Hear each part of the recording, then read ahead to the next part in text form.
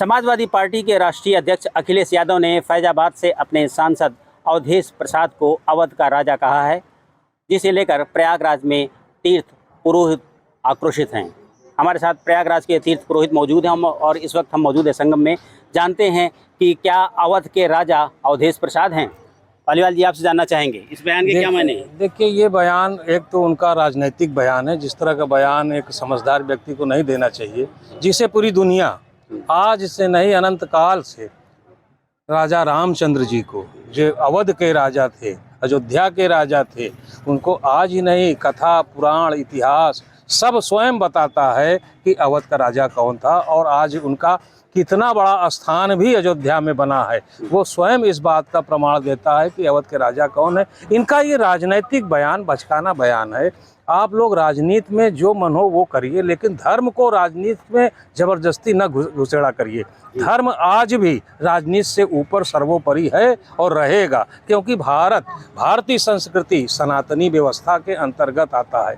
आज भी हमारे यहाँ आगामी दिनों में बिना बुलाए ये संभावना है कि कुंभ मेले में 40 करोड़ लोग आएंगे। किसी को दावत नहीं जाता, किसी को कार्ड नहीं जाता। यहाँ कार्ड के लिए लालायित रहते हैं कि मुझे कार्ड नहीं आया मैं न जाऊँगा, मुझे कार्ड आया है लेकिन सनातनी है मैं नहीं जाऊँगा। जबकि बिना बुलाए आज भी प्रयागराज में अभी जनवरी 25 में देखिएगा लगभग 40 करोड़ लोगों की आगमन होगा।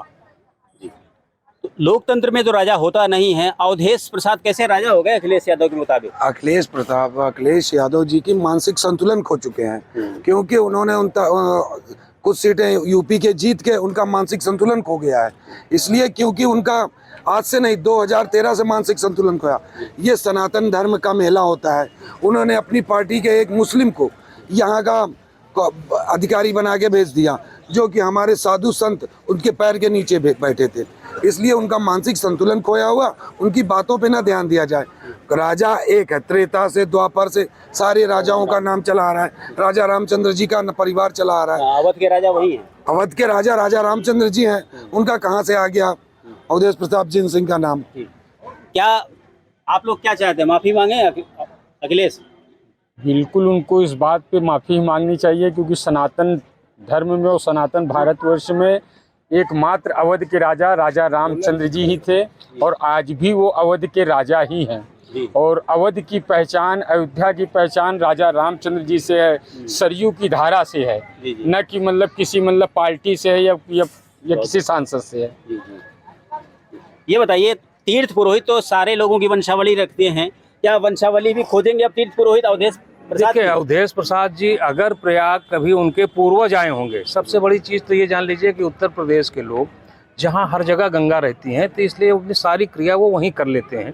प्रयागराज आगमन जो उन लोगों का होता है जहाँ गंगा की धारा का नहीं है प्रवाह। तो अवधेश प्रसाद जी के पूर्वज यदि कभी आए होंगे तो अयोध्या का जो हमारा तीर्थ पुरोहित है उसके यहाँ मिलेगा। लेकिन अब क्या कहा जाए, अभी चुनाव में क्या नारा चल रहा था उनका, ना आपकी बार मथुरा न काशी, अवधेश, और इसके बाद जाति संबोधन उपयोग कर रहे थे। एक तरफ तो आप अपने को ये बता रहे हो कि अयोध्या काशी नहीं, इस बार हम अवधेश।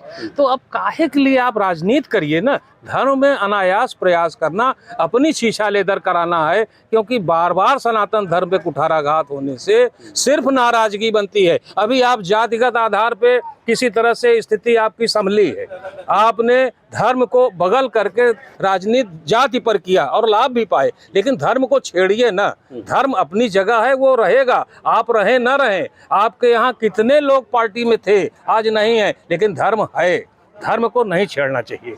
आप लोग किसे अवध का राजा मानते हैं, भगवान राम को या अवधेश प्रसाद जी को? भगवान श्री रामचंद्र जो है वो अवध के राजा हैं। हाँ, और उन पर जो है ये टीका टिप्पणी जो अखिलेश यादव कर रहे हैं, इनको अपने वंशज के बारे में, यदुवंशियों के बारे में इनको जानकारी नहीं है। जब यदुवंशियों के बारे में नहीं है तो रघुकुल के बारे में ये क्या बताएंगे? इसलिए जो है अवध के राजा जो है राम रहे हैं, सनातन रहे हैं और आज भी हैं, विश्व में हैं और हमेशा जब तक मानव जीवन का ये संकलन चलता रहेगा तब तक ये रहेंगे। कुछ और लोग बात करते हैं आपसे। क्या तीर्थ पुरोहित समाज क्या चाहता है इस बयान को लेकर, अनगर बयान को लेकर के? अवधेश प्रसाद से जुड़ा जो बयान दिया है अखिलेश यादव ने, तीर्थ पुरोहित समाज इस बयान को लेकर क्या सोचता है, क्या चाहता है? नहीं, हम लोग बहुत दुखी हैं इनके अखिलेश के बयान से। अखिलेश माफी को मांगना इसमें चाहिए। हाँ, माफी मांगनी चाहिए।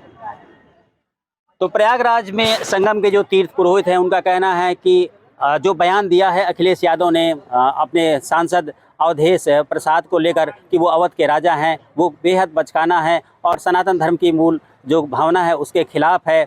अगर वो चाहें तो तीर्थराज प्रयागराज के पुरोहित पूरी वंशावली भी उनको दिखाने के लिए तैयार हैं कि असल में अवध के राजा कौन थे और कौन रहेंगे। Dinesh Singh, TV9 UP, Prayagraj.